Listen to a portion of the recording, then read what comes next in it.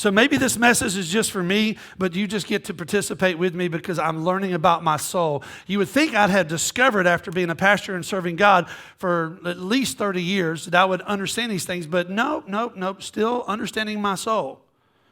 In life, it always comes at you in different angles, and things now are new, and stuff that I'm dealing with is different than what I dealt with 20 years ago or 30 years ago. So, look at 3 John 2. Put that up there for me. Who was John?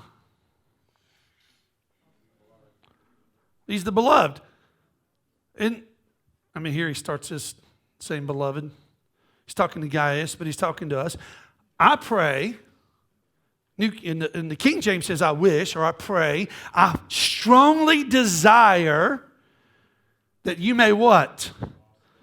Be defeated, discouraged, downcast. I pray that you may what? Say it with me out loud. Say it. Hear yourself say it. Prosper. Prosper. I pray that you may what? Prosper. Who is this coming from? This is coming from the beloved. This is coming from the man who put his head on the breast of Jesus and heard the very heartbeat of God himself. So he's not confused when he's writing this. Beloved, I pray earnestly above all things that you prosper and be what? In health. Just as your... So we're going to go after soul prosperity because my spirit man has been born again, and so I cannot get any more saved than I am right now. As far as my spirit's concerned. Y'all agree with that? Does Jesus need to go on the cross and die again to get me saved? Did what he do was enough? Did his blood purchase you? Did it purchase me? Are we saved? But we were left in a soul. This is why John is saying, hey, I want you to prosper in your soul. Soul prosperity is huge for all of us. Should we not, as Christians, be the most joyful, alive people in the world? Should we not have more? Well, but you don't know what I'm going to. Okay? So, he's writing this to us that you may prosper and be in health, even as your soul prospers. Now, listen to this. Religion has taught us that there is piety in poverty. Sickness, this is what religion's taught us, gets us closer to God. That's funny. Beloved, I wish above all things you prosper and be sick and depressed so you would get really closer to God. Because if you get sick and depressed, then you can actually get closer to God. Is that what he says there? I didn't write that. What does he say? I want you to be in health. I want you to be in health.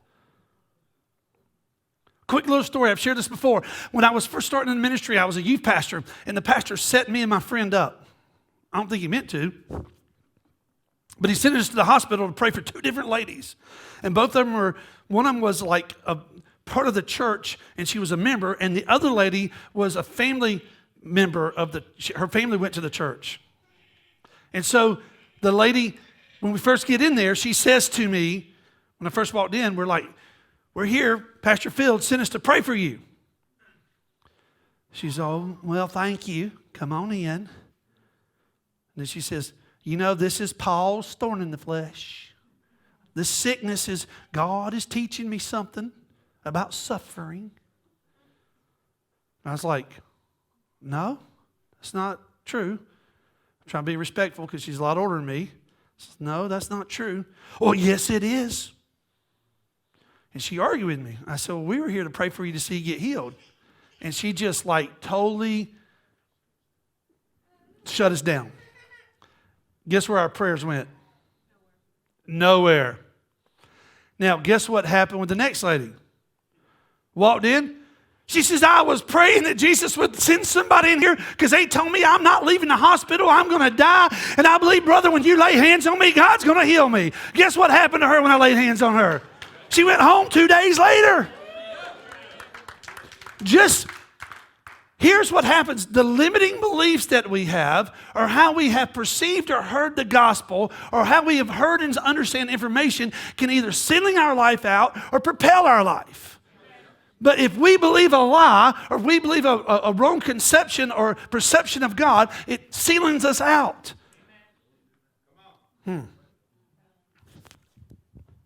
So it wasn't that I was greatly anointed. It was that she had faith that when somebody came in and laid hands on her, she would be healed. So religion teaches us that we get sick, we get close to God. And that we should, also religion will teach us suffering in our lives is because it makes us holy. Somehow suffering makes us holy. There will always be suffering and pain in life. But life does not have to be this way all the time.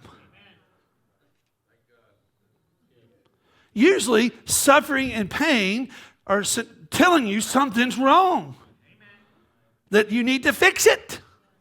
So we got suffering and pain, and most of the time it's in our emotional realm, and it doesn't even exist in our body. But if we're not careful, we'll let our emotions tell our body that you're sick. So religion says, if you suffer, then you're really close to God. Now listen, if you're preaching the gospel and they're beating you and putting you in jail, that is suffering for Jesus. But the suffering I'm talking about is being broke, busted, sick, depressed, anxiety, full of stress, taking medication to go to sleep, taking medication to wake up, not knowing who you are, never going forward. That's not fun. Is everybody okay? There are usually moments that happen to us, but not understanding God's heart. Put up John 10:10. I didn't give this scripture to him, so put up John 10:10. Not understanding God's heart, we will focus more on what the devil has done or is doing in our lives than what Jesus has done.